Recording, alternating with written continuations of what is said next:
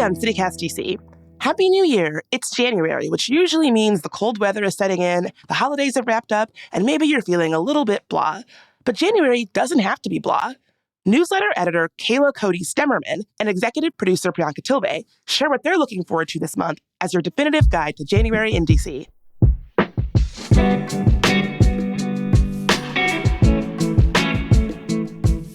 Today's Tuesday, January 2nd. I'm Bridget Todd, and here's what DC is talking about.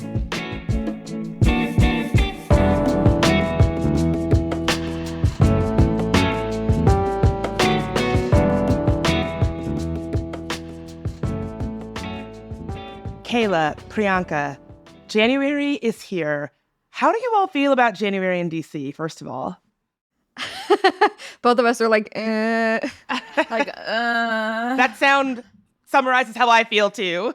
It's like the deep winter depression era, I feel. You know, you're past the holidays, you did all your fun shopping, you got all your little gifts, you went ice skating, you're done. It's like I'm ready for winter to be over already, and it's already January, and you still have to stick it out for a couple more months. I will say, to undo some of the grinchiness of this, I do typically have good Januaries. There is some fresh year energy that comes with it. Like most people, I do the whole I'm going to be healthy this year. I'm going to eat right. I'm going to go to the gym. And January normally is a good month on that front. Then it all falls off a cliff. But at least January does have that positive energy to it. Yeah, you're buying a planner that you only use once. If you're me, I'm spending a bunch of money on planners and pens. And I'm like, oh, what if the problem this whole time is that I didn't have enough pens and planners and then I use it once? Yeah. So to stave off some of those winter blah vibes, what are you all looking forward to doing this month? What's going on? There actually is a lot going on in DC this month. I think one of the things that I'm really looking forward to is Winter Restaurant Week. It's from January 15th to the 21st. And it's all the usual suspects. There's, dozens, if not 100, restaurants on the list that you can check out. And they're all offering deals. They have lunch deals, which are $25 to $35, and then dinner deals, which are around $40 to $50. And you get 3 courses, and you can go to these really fancy restaurants that I would never normally be able to afford for pretty cheap. So some of my favorites that I'm sort of looking at getting reservations at already, please don't beat me to it, is Gravitas. I went there for their last restaurant week, and I thought it was so good. The atmosphere is just beautiful, and it's kind of a nice way to get to Ivy City if that's somewhere you haven't really explored. Another one I'm looking at is Convivial, which is sort of this French restaurant in Shaw. It's not necessarily upscale, but this will definitely be sort of a deal. And it was actually on our best underrated restaurants list that you can check out when you have a chance. We'll post it in the show notes. We won't make it too hard. And then some classics are just Sushi Taro, Philip by Philip Chow. Those are all just really good deals for Restaurant Week. I'm just really looking forward to getting some really good food that I couldn't normally get. How do you think through Restaurant Week, though? Because, sometimes I end up going to one of those spots and then I feel like I've paid for this prefix menu. Oh, yeah, sure, this is going to be a score. But then the portions are really small and it doesn't actually end up feeling like it's that great a deal. So how do you approach that? Yeah, it's true. I think one thing is that you have to always turn down any of the extras. They always try to pawn extras on you, the matching drink menu, the extra focaccia, the extra appetizers. And you can't get those. Otherwise, you're just paying the normal amount. I think with the small portions, you just have to go in knowing that it's not going to be an extravagant meal that you would get at the restaurant normally. It's more just a taste test of the restaurant. Is it worth your money to go back? Would you want to come back? I think it depends also on where you go. Obviously, the more upscale places, their portions are going to be a little bit on the smaller side. But there's a lot of places that, like Maidan, like Anju, places that are on this list that aren't really extravagant, and they give you really decent portion sizes just because that's how they normally serve their food. So yeah, it takes a little bit of maneuvering. I'm skeptical of this suggestion, Kayla, but I will let you continue. Fair enough. I'll try to prove myself. Okay.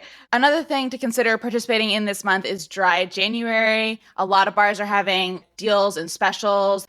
I personally am not a big drinker, so I really seek out mocktails and non-alcoholic drinks wherever I go. So I feel like I have a pretty good running list of this in my head. So if it is something you want to try, there's a lot of cocktail bars that I would recommend, among which are Green Zone and Residence are always winners. Silver Lion has great mocktails on their menu. I feel like mocktails makes it sound really lame, but like great non-alcoholic drinks on their menu. And you can also go to like some dive bars like Midlands and Red Derby have a lot of non-alcoholic beers on their menu. So there's a lot of ways to sort of actually get good drinks that aren't just orange juice or like pomegranate juice or something gross. Not that those are gross, but I don't want to pay $15 for them either. I don't know. Have you guys ever tried it? Okay, yeah, I like that suggestion. I've never really done dry January, but I do like just experimenting occasionally with no ABV drinks. And the places that you recommended are definitely top choices. I feel like a lot of people think it's really, really hard to do like dry January in DC because like so much socializing and so much of our sort of like DC culture, in quotations, surrounds drinking. But it's actually not as hard as you think. Almost every single bar has non-alcoholic options, some of which are better than others. But yeah, if you are curious, it's not as hard as you think. There's some really good options. Try it out. Oh, you mentioned Residence. I actually went there for the first time after hanging out with you all at the holiday market. And Kayla, you recommended it. And we did have the mocktails and they were really good. They're so good. Yeah. Some places you feel like they're not putting a lot of intention or thoughtfulness into their non-alcoholic cocktails, but Residence was not one of those places. I also feel like people are grumpy about no ABV drinks sometimes because they're like, oh, like, why am I spending so much money on this thing? Like, it's the same price as a normal cocktail. That's not worth it. But it is because of that intention, Bridget. And a lot of the non-alcoholic spirits that they use also are expensive to make. And so we did an episode with Jessica Sidman from Washingtonian about that too, where she explained why these cost so much. And, you know, it's worth the labor cost that you're paying. Totally. And a fun fact about Dry January for folks who are thinking about it, I did a bunch of research into it for another podcast episode. And even if you don't make it the full January, even taking a little intentional break from drinking has a trickle-down effect where you are statistically more likely to drink less throughout the year. So even if you do it for a little while, if you fold after 2 weeks, that's still beneficial to you. That's cool. Okay, so yeah, like that suggestion, Kayla. So my third suggestion is actually something that Bridget suggested a while ago in our newsletter, and it's having a bonfire in Rock Creek Park. I feel like not a lot of people know that you can do this, but you can actually rent out a space in Rock Creek Park. They have these like giant fire pits and you can rent it for like the day or the afternoon and the evening. It's free. It's super easy. They're almost always available and you can get a bunch of friends, hang out at the fire pit, like roast marshmallows, have a little party. And I think it's just like a really nice way to like get outside in the winter when it's dark and kind of gloomy and you have this nice warm fire and all of your friends. I really want to do it. I know, Bridget, you've done it before. I have not.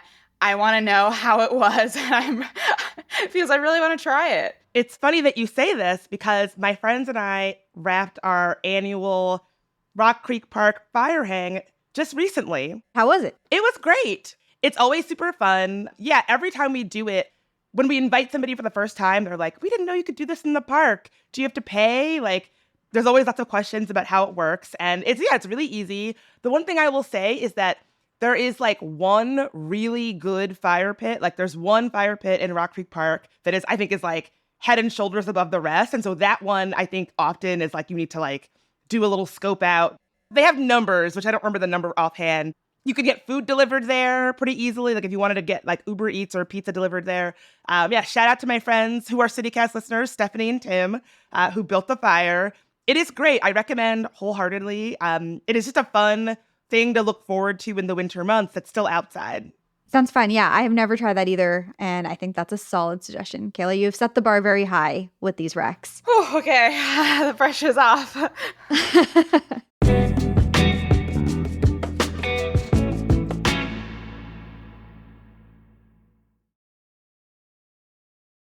Priyanka, what about you? What are you looking forward to in January? Okay, so my first rec kind of goes very much at odds with what Kayla suggested. I love going to 600T, the bar in LeDroit Park, I guess would be the neighborhood it's in, Shaw/LeDroit Park.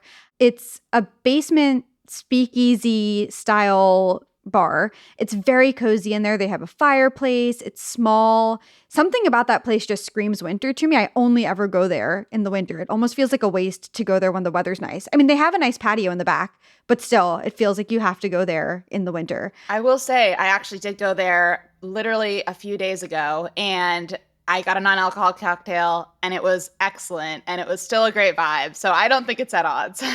Oh, amazing. I was just going to ask you. Okay, cool. So yeah, that is my number one rec. Go to 600T. Definitely get there before February. You can go again later, but you have to do it in the winter. They also have like a fireplace in there. It's just, and it's all wood. It's just very cozy. Yeah, the vibes are A+. Just a few weeks ago, I was looking up different bars and restaurants in DC that have fireplaces. There's something about sitting next to a fireplace that's just so cozy in the winter when you're like out, like also having a beverage. Mm-hmm. Yeah, agreed. So that is my number one suggestion. Number two is go to the Kennedy Center. The Kennedy Center is just another spot that for me screams winter. I think because of the all glass, architecture of it and looking out on the river, it just feels so cozy to be inside that space when it's so cold and dreary outside. And it's kind of fitting because this January, they're going to be showing Frozen all month long. You can get tickets. They're shockingly affordable. Tickets start at $35. And I think it's a really fun, like family-friendly activity as well. The show is supposed to be amazing. If you're going to watch Frozen, you have to do it when it's winter. Otherwise, like, what are you doing? So that is my second rec. Any thoughts on that? Yeah, that sounds awesome. I am not a Disney fan, but I mean, I would go see Frozen. That sounds like a blast. Yeah, I also think it can be hard to come up with things to do with kids in the winter sometimes because so many of the fun, cool things to do in DC, even if you're not drinking, they happen in bars a lot of the time, like even like storytelling nights and things like that.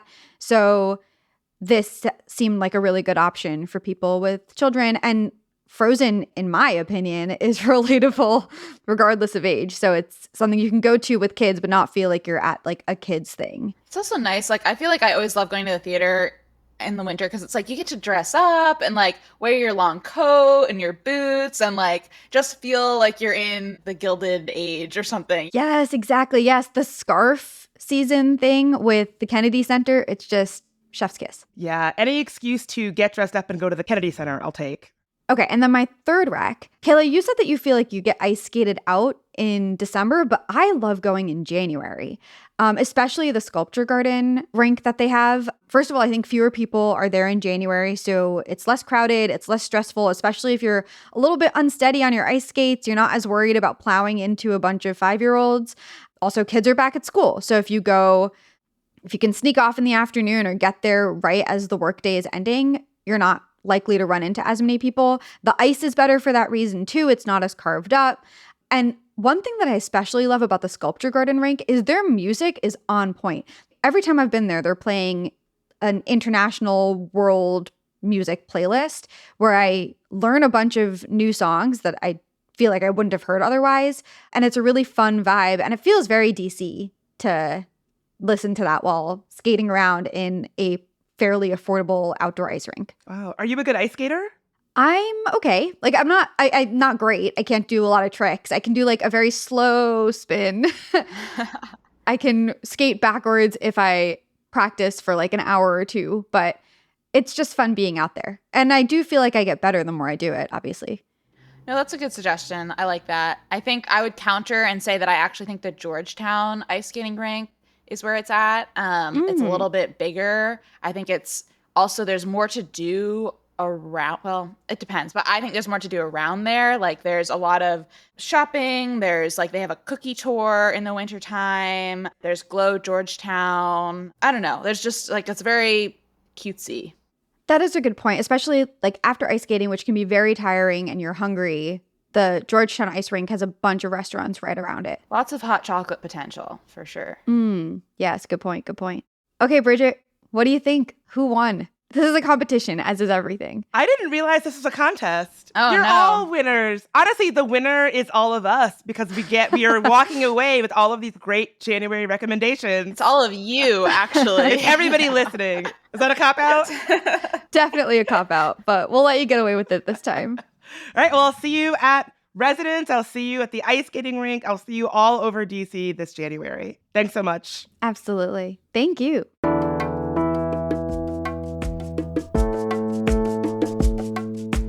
That's all for today here on CityCast DC. If you enjoyed the show, tell somebody who's considering dry January. Hopefully our tips will make it a little bit easier. We'll be back tomorrow morning with even more news from around the city. Talk to you then.